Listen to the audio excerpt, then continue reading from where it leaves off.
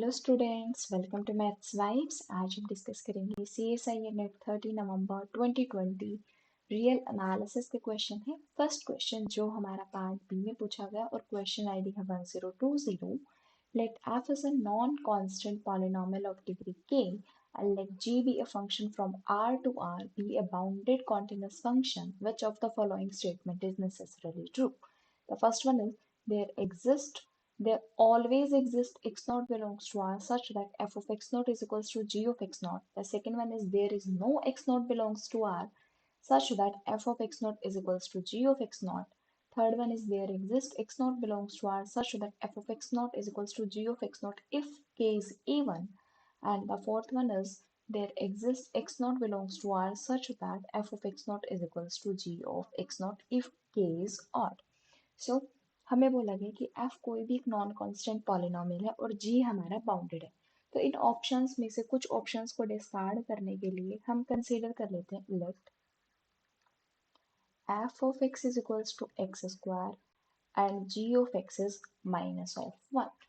So f of x is not equals to gx for any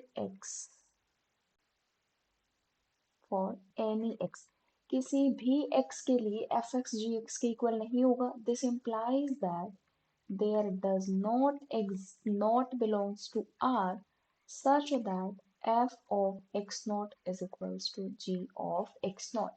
इस example की help से हमें ये पता चला कि ऐसा कोई x naught एग्जिस्ट नहीं किया जिस पर f एंड g दोनों हमारे इक्वल हो जाए. सो फर्स्ट ऑप्शन यहाँ से हमारा डिस्कार्ड हो जाएगा. नाउ थर्ड में देखिए कि अगर k हमारा इवन है, इसका मीनिंग है कि जो f पॉलिनोमियल है उसकी डिग्री अगर इवन है तो एक x नॉट एग्जिस्ट करेगा जिस पर f और g हमारे इक्वल होंगे. बट हमने यहाँ पर fx कंसिडर किया x स्क्वायर इवन डिग्री की पॉलिनोमियल है बट फिर भी ये हमारे इक्वल नहीं है. सो थर्ड ऑप्शन भी हमारा इनकरेक्ट हो गया. Now second, there is no x not belongs to r such that f of x not is equals to g of x not. B option के लिए अगर हम कंसीडर करें F X is equals to X square and G of X is 1.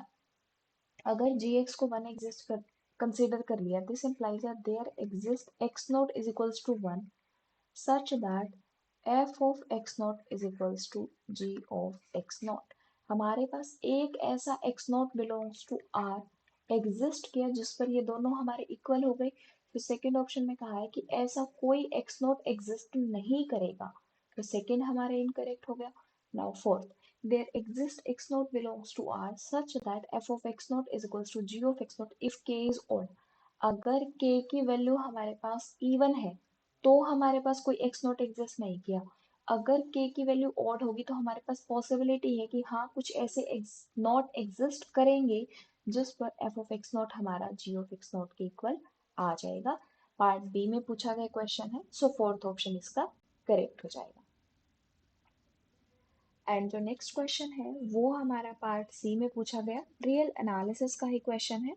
Question ID है 1056 और ये question है late n be the set of natural number 1 2 3 and so on be the set of natural number which of the following functions from n cross n to n are injective. हमें बताना है कि इन चारों में से कौन सा ऐसा फंक्शन होगा जो इंजेक्टिव होगा, मतलब वन वन फंक्शन होगा. वन वन के लिए क्या होता है कि इफ अगर f of M N equal है f ऑफ पी क्यू के तो जो एम एन है वो हमारा पी क्यू के इक्वल होना चाहिए. सिर्फ तभी हम कह सकते हैं कि जो हमारा फंक्शन है वो हमारा इंजेक्टिव होगा. सो वन बाय वन हम ऑप्शंस को देखते हैं. सबसे पहला फर्स्ट ऑप्शन देखते हैं. फर्स्ट में क्या है, f1 of mn is 2 raised to the power m and 3 raised to the power n. हम कंसिडर कर लेते हैं f1 of mn इक्वल है f2 of pq के. अगर ये इन दोनों के इक्वल है तो यहाँ पे से 2 raised to the power m into 3 raised to the power n equal होगा 2 raised to the power p and 3 raised to the power q के. So 2 raised to the power m minus p equal होगा 3 raised to the power q minus of n. ये हमारे तभी equal हो सकते हैं जब m माइनस पी जीरो हो और q माइनस n जीरो हो. जब ये हमारे जीरो होंगे, यहाँ से क्या इम्प्लाई होगा, m is equals to p and q is equals to n। इसका मतलब जो f1 फंक्शन है वो हमारा इंजेक्टिव फंक्शन होगा। सो फर्स्ट ऑप्शन हमारा करेक्ट हो जाएगा। नाउ सेकेंड में है f2 of mn is equals to mn plus m plus n। Now second option, second में है f2 ऑफ mn इन is mn plus mn plus m plus n। इसके लिए हम क्या करें, f2 ऑफ 1, 2 इसको करते हैं 1 प्लस 2, 1 into 2 तो यहाँ पर 2, 2 + 1 + 2 is 5। Now f2 of 2, 1 is 2 + 1 5।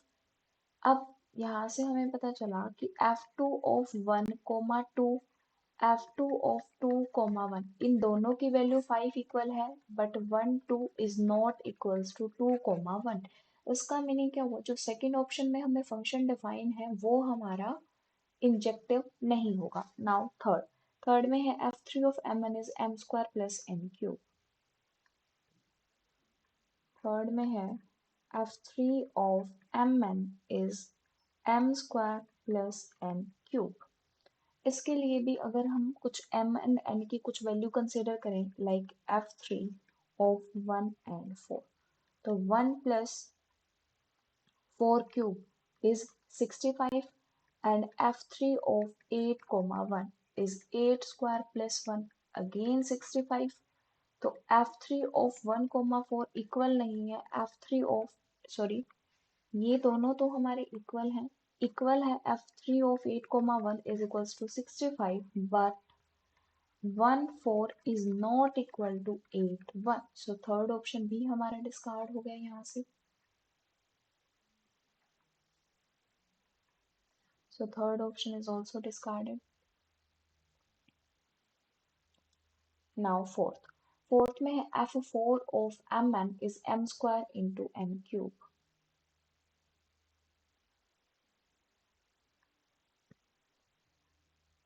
Fourth is f4 of mn is m² into n³। So इसके लिए अगर हम कंसिडर करें f4 of 1 and 100 is 1 into 100 cube। So and next is, अगर हम f4 कंसिडर करें 1000, 1 तो ये क्या हो जाएगा 10। नाउ दोनों ये इक्वल हैं, f4 ऑफ 1, 100 इक्वल है f4 of 1000, 1, but 1, 100 is not equals to 1000, 1, but ये इक्वल नहीं है। इसका मतलब जो f4 है वो भी हमारा इंजेक्टिव नहीं होगा।